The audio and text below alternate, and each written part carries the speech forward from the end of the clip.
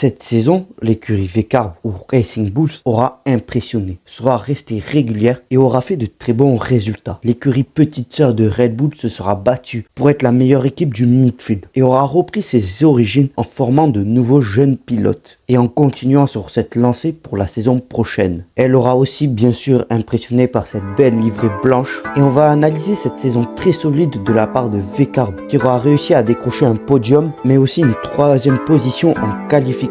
Avant toute chose, si la vidéo vous plaît, vous pouvez vous abonner, mettre un like et on est parti pour l'analyse.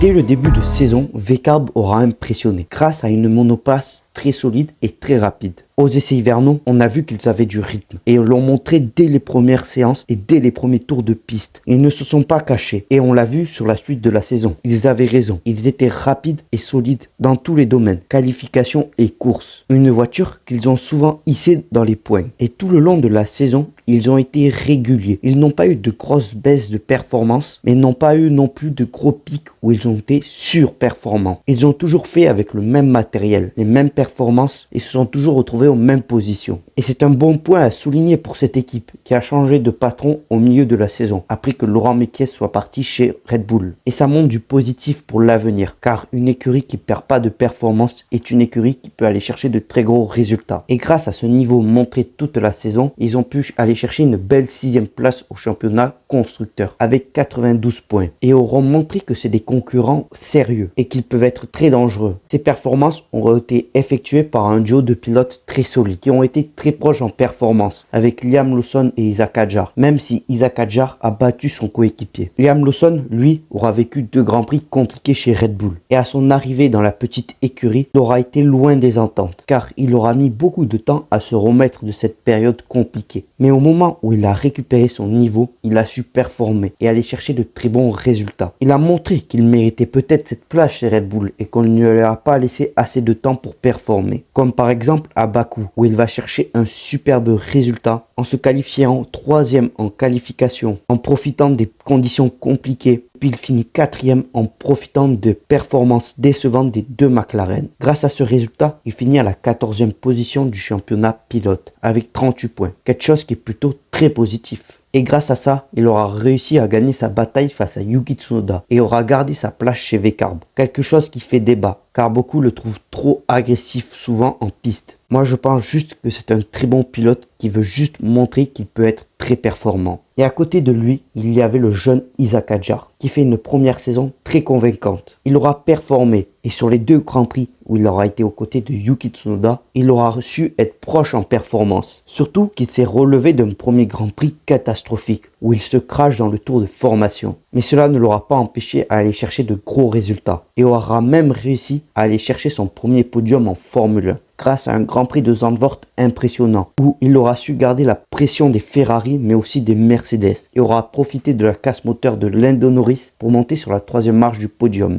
Des résultats et des performances convaincantes qui lui ont permis de décrocher un contrat chez Red Bull, une écurie où il va rentrer dans une nouvelle dimension, beaucoup plus compliquée. Même si le patron a changé et que Helmut Marko est parti, l'environnement Red Bull reste compliqué et il fera face au quadruple champion du monde Max Verstappen. Il faudra donc voir comment il se débrouille. Le seul point noir de cette saison 2025 pour V-Carb, c'est qu'ils ont eu beaucoup de problèmes moteurs. Surtout sur la fin de saison, où on a vu beaucoup de grands prix où Isaac Hadjar a dû se battre avec une voiture beaucoup moins performante. Un point qu'ils devront réparer pour 2026. Surtout qu'en 2026, ils ont un nouveau duo de pilotes. Il y a toujours Liam Lawson, mais l'arrivée de Avrid Lindblad, un jeune pilote de l'académie Red Bull qui n'aura pas beaucoup performé cette saison en Formule 2. Mais pour Red Bull, c'est un talent pur et il devra beaucoup montrer cette saison. Et on espère bien sûr qu'il performera. J'attends vos retours sur la saison 2025 de Racing Bull. Et moi je vous dis merci de m'avoir écouté et on se retrouve pour de prochaines informations.